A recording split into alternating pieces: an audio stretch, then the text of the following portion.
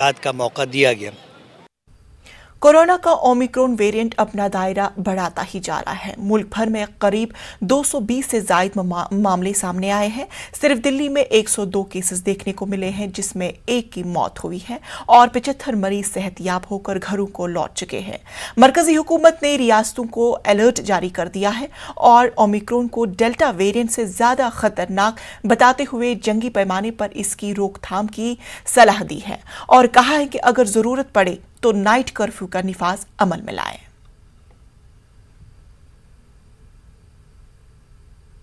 वहीं गाजियाबाद में ओमिक्रॉन के 2 मामले सामने आए हैं। इस सिलसिले में इंतजामिया अपनी तैयारियों में जुट रही है।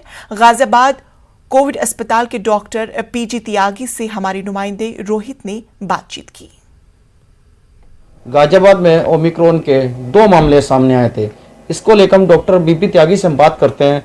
डॉक्टर साहब, ओमिक्रॉन के देखे गए गाजियाबाद में 2 मामले सामने आए, इसको लेकर कितनी सावधानी बरतनी चाहिए और इसके क्या क्या लक्षण हैं? जो ओमिक्रॉन वेरिएंट है, ये वेरिएंट बहुत तेज़ी से फैलता है। इसके लक्षण हैं बदन में बहुत ज़्यादा दर्द होना, जुकाम होना और हल्का फीवर होना। लेकिन ये इतना डेंजरस नहीं पाया गया अभी तक की स्टडीज़ में जितना अपना डेल्टा वेरिएंट था। लेकिन ये 7 गुना तेज़ी से फैलता है उसके मुकाबले।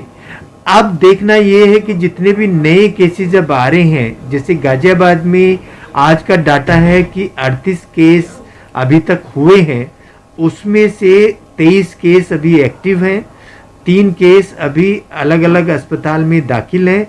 उनके लिए उनकी जीन एनालिसिस होके ये पता लगेगा क्या वो ओमिक्रॉन है। अच्छा, जो पिछले कोविड में